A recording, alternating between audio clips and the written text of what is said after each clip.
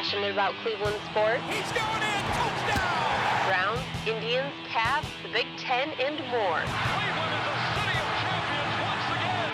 Andy and Jarid, Cleveland and beyond. A swing and a drive! To deep right! Here are your hosts, Andy Billman and Jared Foster.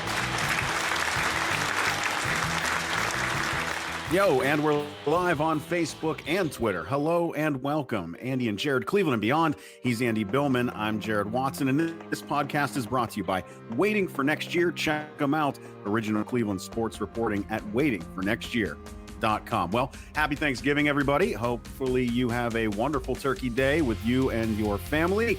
We hope everyone celebrates and enjoys this wonderful weekend coming up. Lots going on in the sports world to keep you busy also throughout Thanksgiving and through the weekend. Well, the Browns made it 3 in a row. 3! Can you freaking believe it? After only having 2 wins to begin with here with the season at 2-6. Now they've got 3 straight after beating those Fishies by 17, scoring 41 points. The offense exploded. But even with that big victory, 1, it was to be expected. 2, if it didn't happen, we'd have been mad. And 3, you know what? We've already moved on because we all knew what was next, and it's this game coming up against Pennsylvania, the rematch in corn syrup-filled poison ketchup field over there in that city with those rivers around it. That rivalry is back, brother. I am sporting my GV Art and Design Pittsburgh started it t-shirts. I have no regrets. While I do not encourage swinging effigies around and hitting them with bats, nor putting nooses around necks, I do believe in the importance of the rivalry coming back. And I also like pointing out the facts, which of course I'm wearing proudly on my shirt right now. Pittsburgh started it. Hey, we also want to jump in and talk about the other big rivalry game coming up on Saturday. We all know what it is. It's the Ohio State Buckeyes against that team up north. No revenge this year. I don't know. They're going to try for it. I'm not seeing it happen. Penn State, I had to keep my eyes on that game more than I thought I would have to. Chase Young, though, made his presence felt, and can't wait to see him up in Ann Arbor. It's going to be fun. Finally, the Cavs snap a losing skid there. Well, streak, that'll work too. Yep. With a victory over the Blazers and almost make it 2 in a row, but they lose in the last second shot by the Nets at home. Bummer. But first, you're streaking. Everybody go streaking. Cleveland Browns. Cleveland Browns. Happy Thanksgiving to everyone out there and to people who are driving like myself. Hopefully everybody will be safe, and hopefully the kids will have enough sugar in the car to get them through, as Jared likes to say, Pennsylvania. Those 10 hours really fly when you're driving in a car from Kentucky. Oh, yeah, flies right by. Oh, yeah. With the kids, by. Yeah. Yeah. Well, that's why, I mean, just full disclosure, we're squeezing this in during my lunch break at work to make sure that we get this podcast done, because otherwise we're not going to be able to do it. So I should get right to it. Well, no more preambles. Look, Freddie gets a lot of dumped on in this year, which he's earned. So he deserves praise when he does well. He had the team ready to go on Sunday. Jared did a really nice job after all that experiences. We will relive again a little bit later in the show with Myles Garrett, but he did a nice job getting the team ready to go. They went up 28 very quickly in this game. That really put enough pad. We all knew at that point. This was the first game all year where it's like, even the Jets game felt that way too, but this game even more so. It's like, we got this. No matter what's going on in this game, it really was never in doubt. Some sloppiness here and there for sure, but for the first time since the Ravens game, the weapons opened up. We showed off our speed. Our talent really came through in this game. Joe Schobert had another big game as he's on his way to big things this year. And, I know there's still some things that we'll get to too. Freddie being too cute with play calls. I have no idea why you're fucking throwing the ball across the middle in the fourth quarter, but okay, whatever. We win the game. It is what it is. But, it really was, as you did in the open, it's pivoting quickly to the Steeler game. But I do want to go back quickly to the Dolphin game. It was nice to see, I would call it an offense explosion. I really thought in this game, Baker had his moments again later in the game, which I'll get to, but, he was sharp. He, for the first time, looked like Baker Mayfield from last year. Comfortable in the pocket. He didn't look rushed in this game. He really had some really nice touches. He got nicked here and there a little bit towards the end of the game getting hit, but really was never really put pressured on. He did a nice job of rolling out comfortably and making plays on the run. And the one thing that I liked about this game is, Tony Grossi, give him kudos. He was the one who came out with the stat. Over 60% of completions after this game. His touchdowns are finally more than his interceptions, and his passer rating is now finally over 80. So Baker's kind of turned a corner. It's been slow. It's been a slow build for this team. Slow build for Baker too, but I thought he played well. The only thing, Jared, that I'm going to bring up, as the game goes on, his accuracy numbers go down. Yeah. And it's been consistent this year. So it's not like this is just a one-off. You can go through any of these games, really aside from the Bills game. As the game goes on, he has a hard time making completions. Well, we talked about this last night, and what I haven't been able to look at yet is, and I don't remember, I think it was Cody from over at WFNY posted some stats regarding Baker and the usefulness of play action, which we talk about all the time.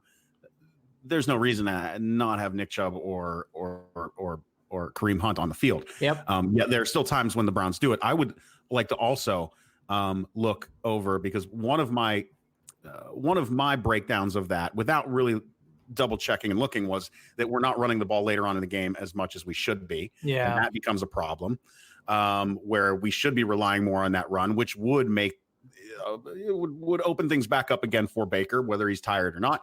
I don't, that might be a part of it as well. And then the other issue is, even if it's not simple play action, because right now with Baker and play action, his QB rating was like 115. That makes a lot of sense. I mean, there's just it just changes things. And we talk about this like until we're blue in the face. Like, I just don't understand why there is this effort. I mean, is it this idea that Freddie is developing Baker's arm and defensive? Well, I mean, I don't know why you know what I mean? Like, what is it that is preventing the focus on the run game? Is it because the argument that Freddie might be able to make is he can go, look, I've got one of the top backs in the league with more carries than there's things to be argued. It just feels like Freddie doesn't run when he should be running, point blank, period. That's what it comes down to. Now, whether Baker's tired, that might be a part of it. But when you're putting everything on his arm in the second half of a game where you don't really need to be doing that, then you're risking things. And that's what I think we're running into. I just think he's still being too cute. Like, again, well, actually, since we're right there, let's go on to Freddie first. Freddie had a better game. He still has a ways to go. There's still things he needs to improve. But again, and you mentioned it, in the fourth quarter with about, the game's in hand. Why is Baker throwing the ball across the middle against a team where that they're tired? Like, run the ball, get out of here. And by the way, after that interception, which was called back because of a penalty, Chubb took the ball in the end zone. I mean, it just makes too much sense at times. There's also a series in the fourth quarter at the beginning of the fourth where Chubb came out of the game and he was out for 6 consecutive plays. I mean, Chubb needs to be in these games late. What is that? What is that? That makes Does Freddie not realize he's not on the field? Like, I honest to God don't know. I hate not having answers. I hate not having answers. And I'm never going to get these answers. I'm never going to get the answers. I took note of it because as soon as he came out of the games, they profiled him on television. It's like, okay, well, Chubb's out. And obviously the producer, who was smart enough, goes, that's kind of crazy. Okay, he's out of the game. Let's profile him. He never came back in that series. Oh, they kicked the field goal. I have a feeling that it is whoever is doing color for these games, for any Browns game, a part of what they're prepping is recognizing when Freddie doesn't have these guys in the game, because they call him out every time. They call him out on the silliness all the time. Yeah. Yeah. Now, to the positive of Freddie, the play calling itself was very 50-50 run to pass. 34 passing attempts, 32 rushes. So that argument is not on this show.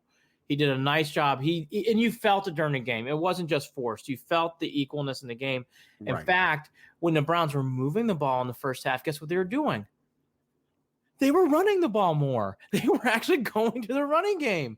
I just want to point out these simple things. And again, I want to give him credit. He did that, and they established that. I don't know why he went back to his bag of tricks in the second half, but okay. First half, he did a nice job. And again, the one thing that I want to point out one last time, with all the stuff that was going on with Myles Garrett and the suspensions and all these headlines, Freddie did, and I thought he would.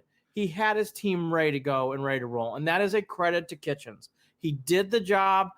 He had his team ready to go, and he had to. And that wasn't the easiest of jobs. No, it wasn't. And it's part one of part two, in my mind, of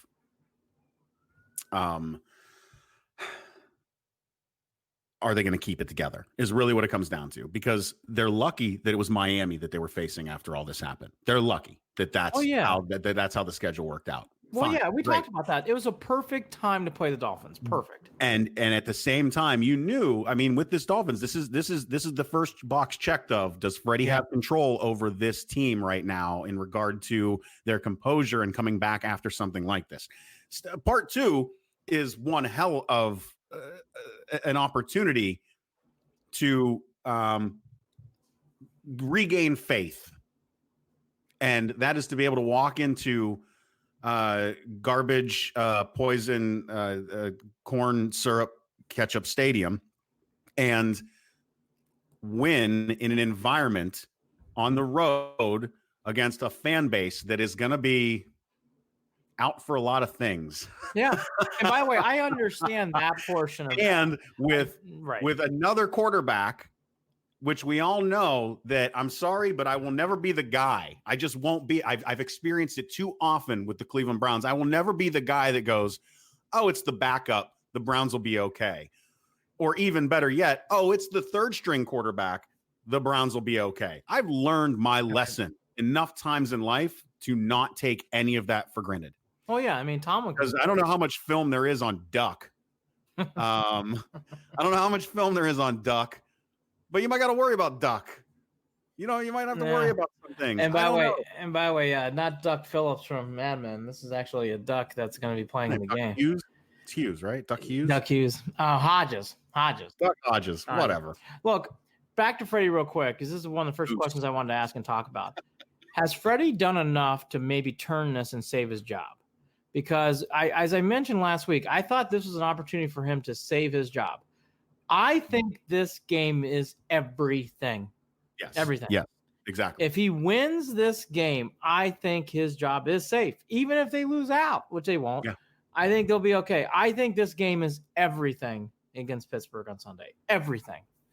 And I actually think it's the opposite too. I think if he loses, I think it's going to be hard for him to grasp this team back. I really do. I think the only loss that you can get away with, there's only two losses that I think you can get away with in these last games and walk away feeling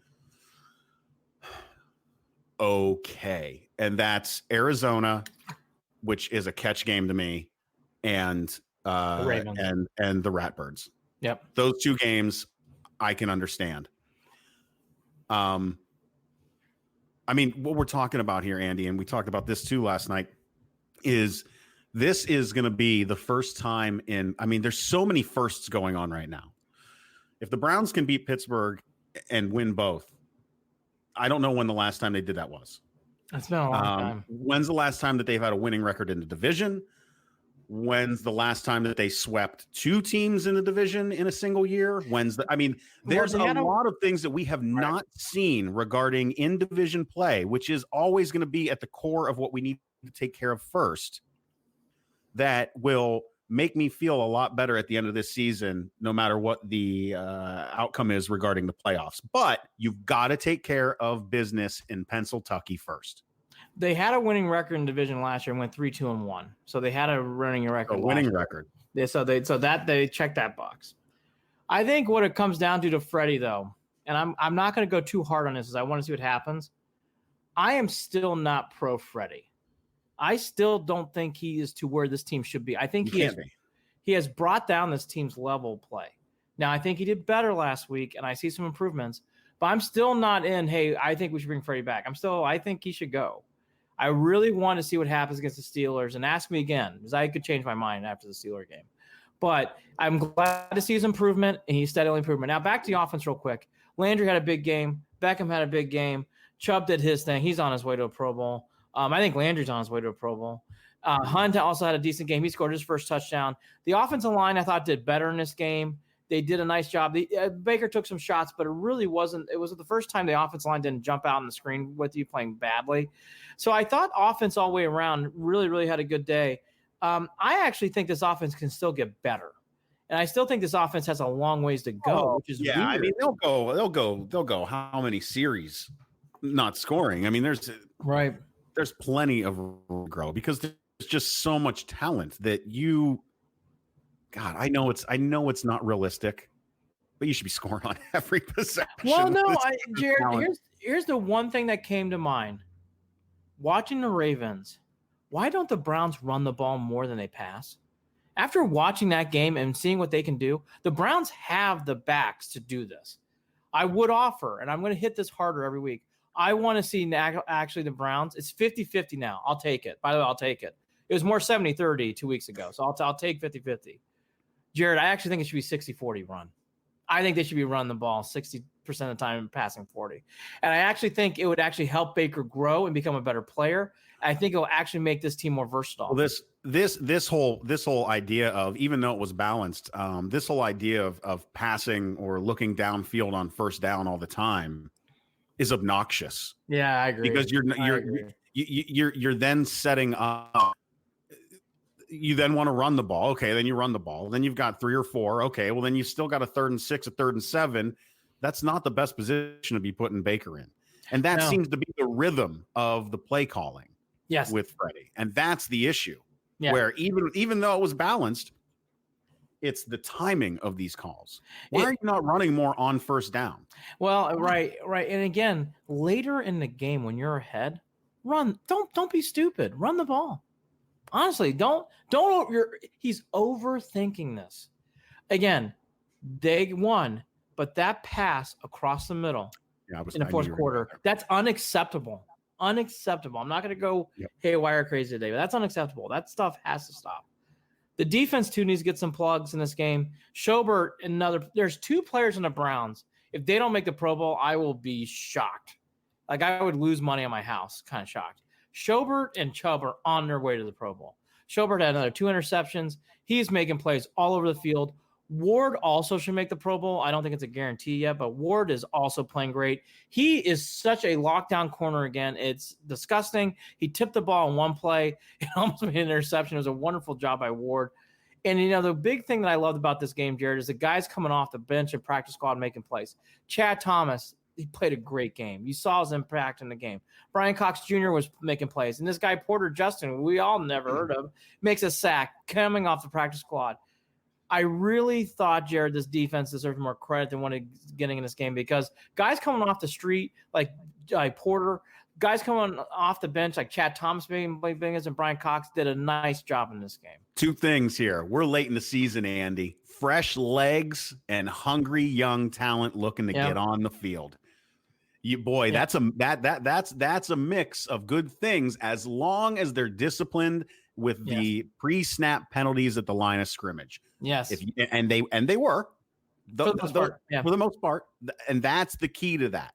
Stay patient, stay focused, be hungry, and use those fresh legs, but no pre-snap penalties. If they can do that, I didn't have that much of a loss in faith in the defense. I was curious to see how things would play out. I liked what I saw in Miami. They need to continue it.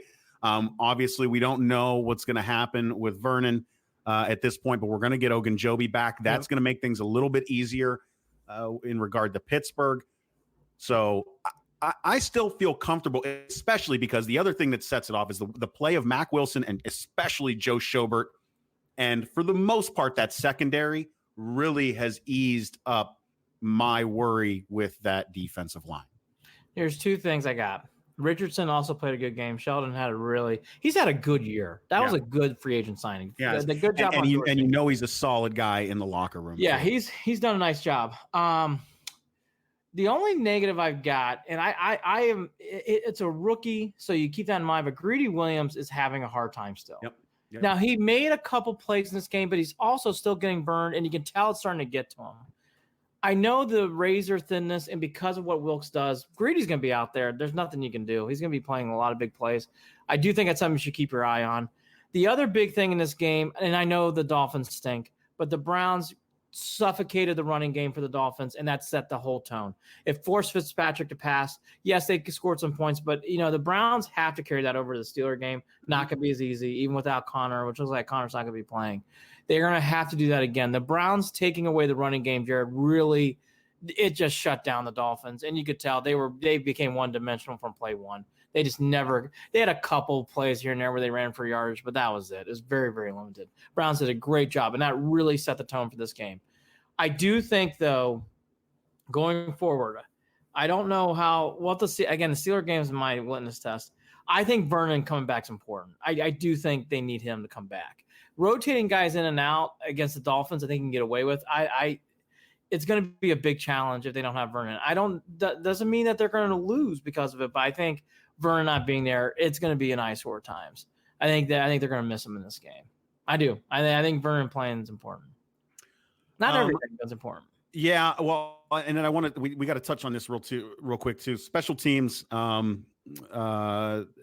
No, when you don't notice Hilliard, that's a good day.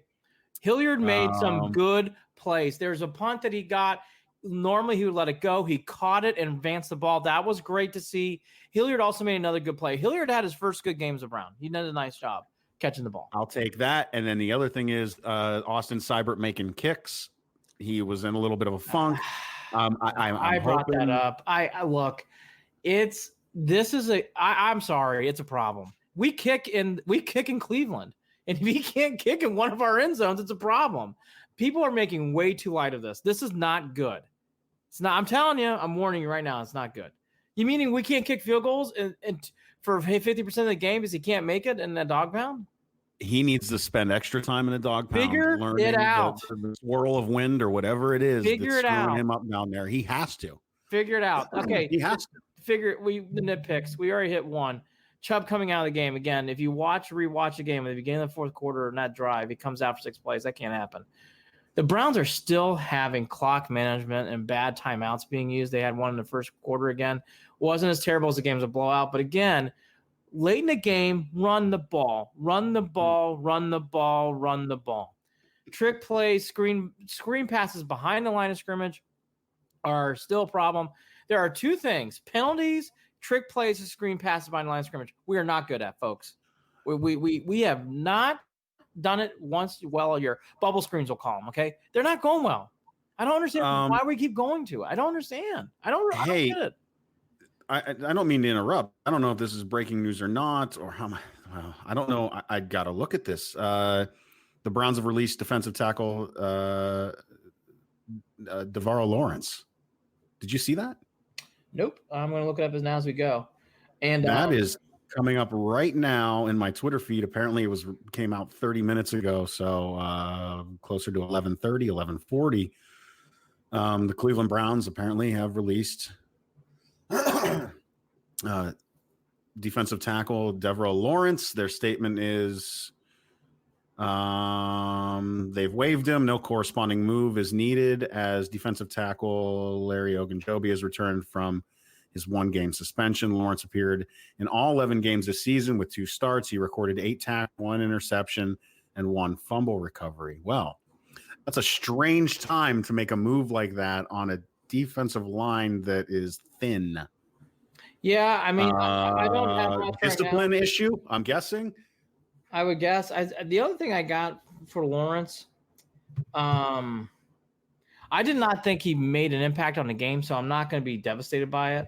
Again, I thought that was one of those players that were overrated by some. I thought he was a nice player. I didn't think he was. I'm not going to read too much into it, honestly.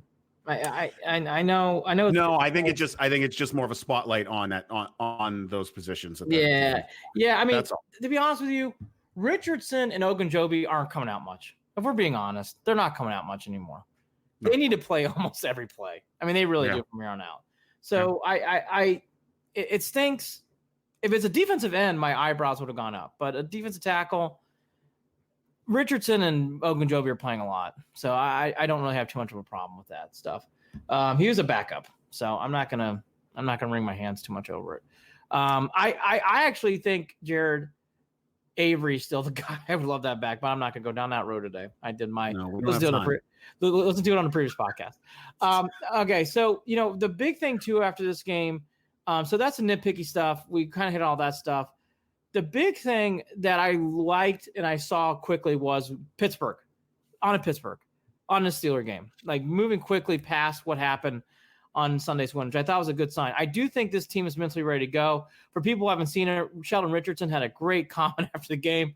I really don't care. Yeah, and there's a lot of folks that are kind of angry with the way that certain media members went into the locker room not talking, leading with the issue of Mason Rudolph being benched. There were players that were kind of annoyed by that. I don't know. I know on Twitter people were kind of complaining about, what are you even bringing that up for as soon as you come in? I don't know how I feel either way. Wait a minute. What do we want to break down the Dolphins game? What do you want to break down? Our favorite touchdown? Right. You did what you were supposed to do. Come on. Thank you. You played like you were supposed to. You're right. Okay. You're right. People have got to take I raised this as an issue. Got to take a breath. The Dolphins game was expected. Did anything surprising happen in the Dolphins game?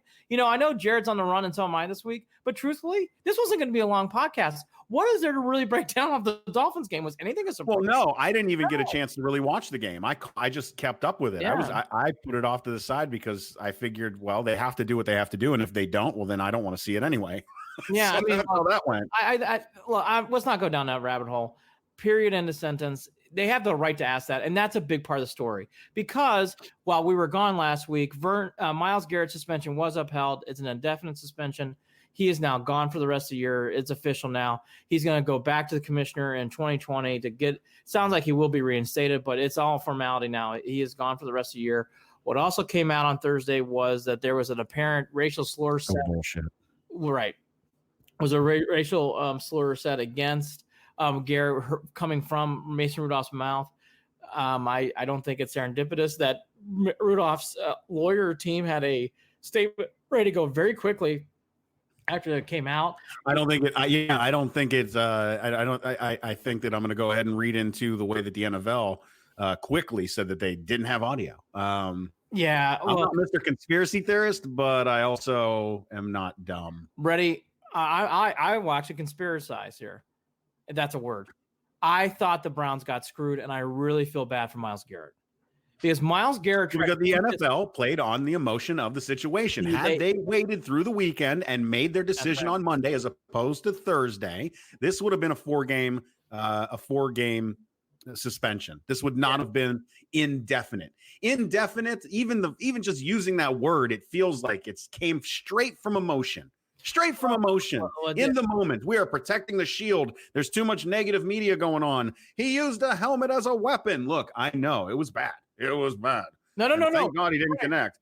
Right. But it wasn't indefinite suspension bad. And oh, by the way, getting kicked in the nuts. Let's leave off even the racial comment that Mason Rudolph probably made.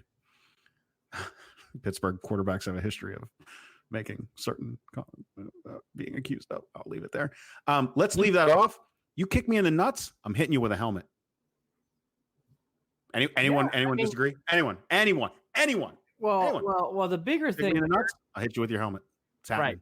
Right. The bigger thing here is Garrett tried to do the right thing by taking us through the NFL process, and he got burned by it. Myles Garrett was wrong. Yeah, and they threw that info out there that he never meant to be public either. No, he said it. I feel horrible for Myles Garrett. It's a bad look.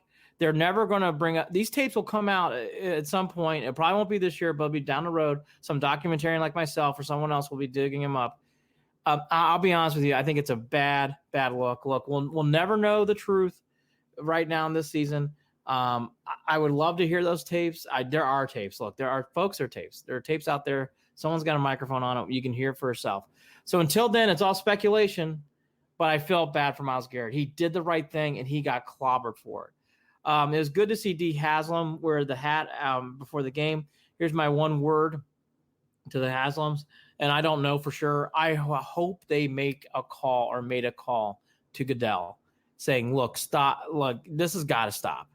Like Myles Garrett's our player, and someone needs to defend him, whether it's Dorsey, whether it's the Haslams. I would like for someone in the Browns to make a public statement. I like the hat. I thought that was good. I would like to see a public statement being made on behalf because you can't deny the fact that Myles Garrett is a good dude at the end of the day. The guy is right now, as we speak, volunteering his time with, I believe, meals, handing out meals or doing some sort of charity work at this very moment of recording, of live feed. That's what Myles is doing in his spare time. No, he's doing it right. Look, he's not. Even if he wasn't doing that, Jared, it wasn't right what happened to Myles Garrett. What happened to Myles Garrett was wrong. And I don't like it. He got railroaded. And again, both can be right. Hitting someone with a helmet can be the wrong thing. No. Look. So we've had this discussion. We've had discussion. Just real quickly. Do I think it's bad that he's suspended for the year? I actually don't. You can't do what he did. I'm sorry. You can't do what he did. But if this also happened, it needs to come out and be flushed out. Okay, so the big thing, this all leads up to this game, over $800,000 in fines by the league on both teams. Looks like it's a very questionable decision here of who's going to start, whether it's Hodge or whether it's Rudolph.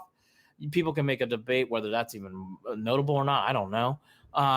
They're definitely a one-dimensional team. Connor sounds like he's not going to be playing again. No Pouncey. Schuster will be back, so it sounds like he'll be a go on Sunday. As for the Browns, I would say Njoku, no matter what comes out this week, will be a game time decision. Oh yeah. I think David Njoku, one way or the other, is a game time decision. Ogunjobi's back. I say Vernon. If I had a gun to my head, I don't think he plays. I don't know why. No, I don't either. I don't think he's going to be playing in this game. Look, it's the rivalry. It's all field. We kind of relived all this Myles Garrett stuff. There's a lot going into this game. I am now ready to say this. This is the swing game. I think if the Browns win this game, I think they continue to roll, and I could see the wins start piling up even more going into the Ravens game. The Ravens game is different. We're gonna get to that in a second. But everything, Ravens game is different. But everything's getting into that. I feel good about this game. I feel good about how the team's progressing each week. I do think this is going to be a hard game to win. I think the Browns have enough. They make enough plays. I think they scratch out a win by 3 or 6 points. They figure it out on the road at Heinz 57 Field, and they do enough to get the win and beat Pitt and sweep the series. And I think they'll make enough plays in this game. And I actually think it would not be surprised if this Browns defense makes a play late to keep the game in bay. I think the Browns win a close game. I think they keep it close, 2017, something like that. 35-10. Browns go big early and we're taking the Ketchup no bottle looking back to Cleveland. 57. On top of that, they might even score. They might put up another 40 spot. I just no. It's not even going to be close. It's going to be Pittsburgh fans coming into that stadium looking for blood and walking out very early. I think their tails between their legs. I'm telling you, I'm calling right now. Am I wrong to say that this game's everything? Like, I think if the Browns win, I think it continues up until the Ravens game. I think the Ravens game is very different. But I think it continues to roll. And the opposite is true. I think the Browns lose this game. I think the wheels might come off a little bit. I really do. They're not going to. Not even. I don't think they are either. By the way, I think they're not going to win. I do. I said this in the last podcast. I like how the schedule breaks out. Yep. A couple other things real quickly. Yep. I loved how this weekend really broke out for the Browns. The Raiders losing to the Jets was a big win for the Browns. That helps them out. That brought the Raiders back down. The Raiders are not going to get the 10 wins now, in my opinion. The other big game is on Thursday, Turkey Day. It would be great to see the Cowboys beat the Bills. The Bills have a far harder schedule down the stretch. If the Bills win this game, I think they get to 11 wins. I think if they lose to the Cowboys, I think they get to 10, and the Browns beat them head-to-head, as we all know. So that gives the head-to-head to the Browns. Big game on Turkey Day is the Bills-Cowboys for us. It's a big game. Need the Cowboys to win. Hey, big just game. Want to jump in with a fan comment and ask you this. You think this is too much? You think the Browns, or do you think that they'll have National Guard at Heinz Field for added security? Here's what I would warn. Because I was thinking about going to the game. I would advise Browns fans, if you go, cheer lightly. You're in enemy territory. You cheer lightly. No, grab your Pittsburgh started it shirt, throw it on, head on over to Heinz Field. All right. I just be careful. Emotions are going to be high. Listen, I was there with, I know how they act even when emotions aren't high. I was at the Tim Couch. Didn't Tim who had to come back in and win that game? The 35, it was Tim Couch on that. Was that a Sunday night game?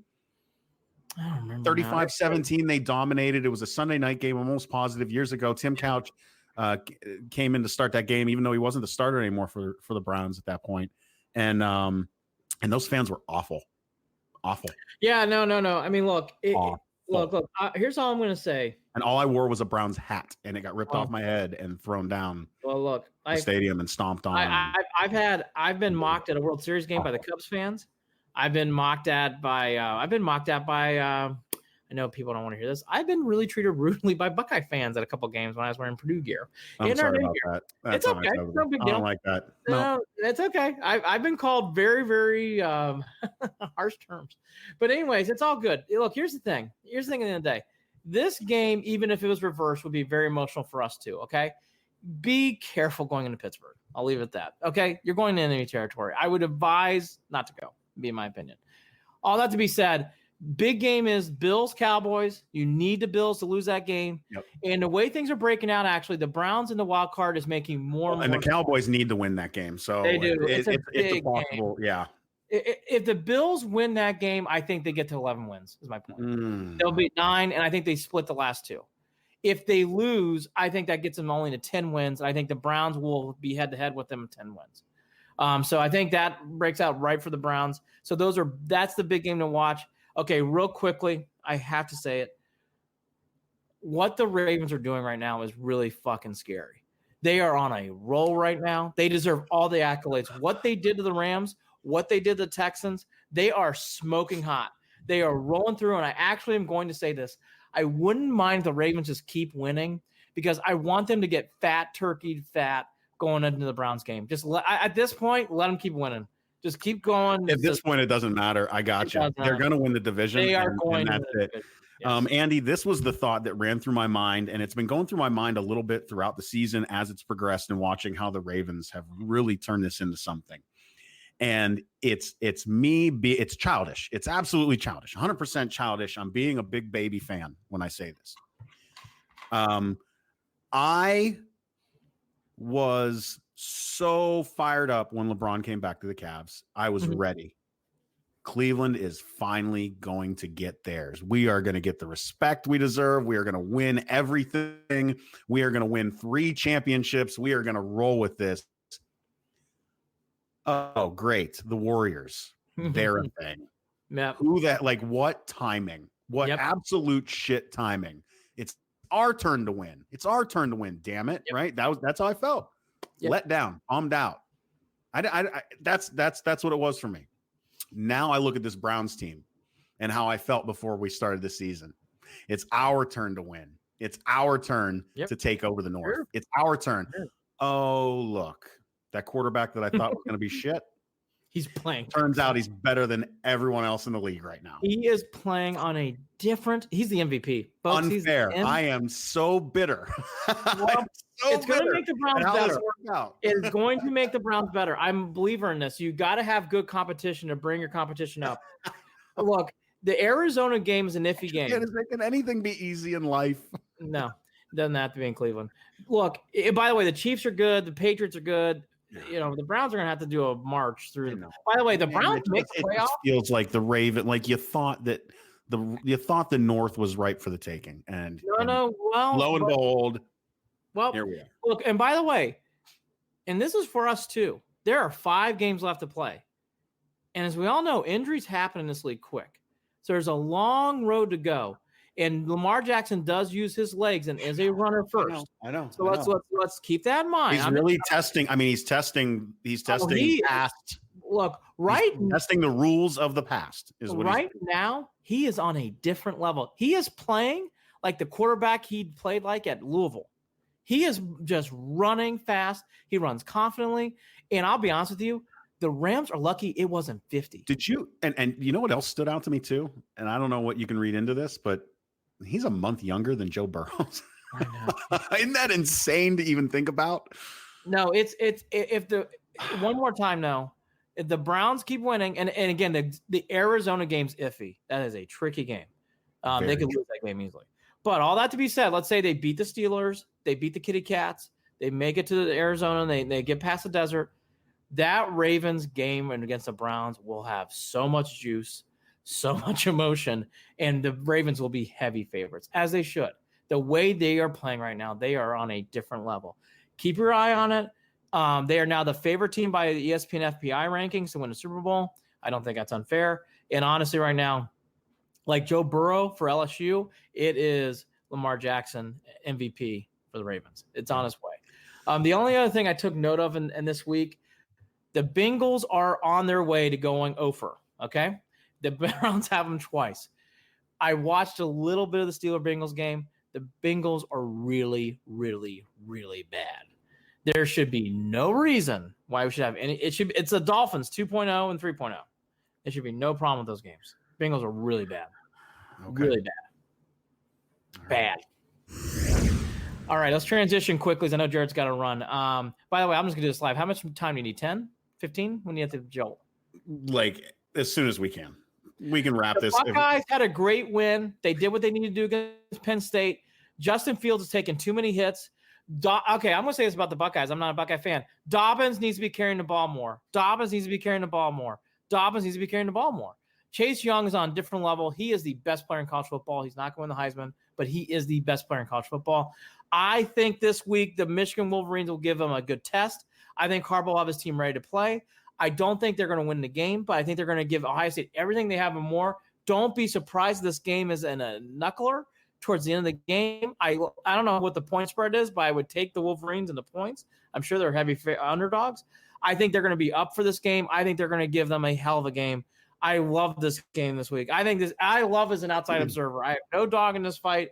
I will be all over it. It is a big game. And again, I did this rant last year, so you can go back and listen to it. So I'll do it more next week. This is a big game for Jim Harbaugh's career. He needs this game. Michigan needs to start winning these games to get back to where they are. Let's see if they can do it on Saturday. Quick points, and I'll finish it up real quick with this side. There's literally 3 guys on the Ohio State Buckeyes team that could end up with Heisman votes. That's huge in itself. Ryan Day will not allow them to lose focus. Where I do worry is I had to pay closer attention to that Penn State game than I really thought I would have to. And what I noticed was Fields had issues throwing the ball sometimes. It wasn't as clean a game as I was hoping for offensively. But that's okay. We're getting word that Team Up North's getting 9 points. Thanks, Doug, for that update. So there you go. 9 points. 9 points. I would take the Wolverines and the points. All right, quickly to the Cavs. No. Ohio State again putting up probably a 40, by the way, does 40 spot, and Wolverines might end up getting 20, right. But I still think it's not a big fallout. I do in the next podcast want to do a big thing on the Buckeyes in the Wolverine game. Okay, real quickly, does anybody care about the Iron Bowl? I know I do, but does anybody? I mean, again, I don't have a dog in the fight. Does anybody care about the Iron Bowl this year? No. I feel no buzz about that game, which I find interesting. Okay, quickly on the Cavs. Cleveland Cavaliers. They stopped a losing streak. They had a good win against the Blazers. Clarkson's playing much better. They're still way too small. I thought the Nets loss was the first time this year they had a bad loss. They came back in that game late. They were down big, came back, had a nice run to tie the game late. They had multiple opportunities with the ball with under 30 seconds to take the lead. They couldn't do it. Sexton couldn't get a shot off. Clarkson tried to get some shots off, really never got close. You know, Kyrie didn't play in this game. You got to win those games against the Nets. I would love to see them win that game. We'll get into Kyrie on a different day. Tristan play? I don't think. Yes, Tristan did play. Did Kevin play? No. That's what it was. No. Okay. No, love. The bigger thing with the Cavs I'm noticing that I'm going to start eyeballing quickly in this game that came out, I love Sexton. I think Sexton, he's got to play smarter in these bigger spots. And he's still having a hard time with that. Hey, if you're double teamed or you're getting pressured, pass the ball. Make a pass. You don't have to Michael Jordan everything in this league. That's the one little nitpick I'm seeing from Sexton. There's certain moments in certain spots he's got to learn how to pass or put the ball off. All right. Follow us on Facebook, facebook.com/Cleveland and Beyond, on Twitter @CLE and Beyond. Shoot us an email, Andy and Jared @gmail.com, Jared, Jarid. We are part of Waiting for Next Year. Check them out, original Cleveland sports reporting at waitingfornextyear.com. Kyrie won't have his number retired by the Cavs because he won't ever show up to Cleveland ever again for some reason. We'll talk about that different podcast. I won't even start because I have a big opinion about it. I want to wish everybody a happy Turkey Day. I think this is a great week for football. Again, watch the Bills game. That's important. We talked about the Michigan Buckeye game. And again, Pittsburgh and Cleveland, great rivalry. It's been reborn. We talked about all the juice this week. I do think this is finally the swing game. This is the game. The Browns win. I think they roll to the Ravens game. And I think if they lose, I think the wheels come off a little bit. So it's a big game. Happy Thanksgiving to everybody out there. Pittsburgh started it. He's Andy Billman. I'm Jared Watson. Andy and Jared. Cleveland and Beyond. Also, I love canned cranberry sauce. Take care. Mashed potatoes and gravy. I'm very simple. Turkey, mash shit onto a plate. I love lots of shit on. I like the slop. I do too. Like I'm a pig. Like lots of crap on a plate. I love lots of crap on plates. Take care. Boiler up. Big game. Oka bucket.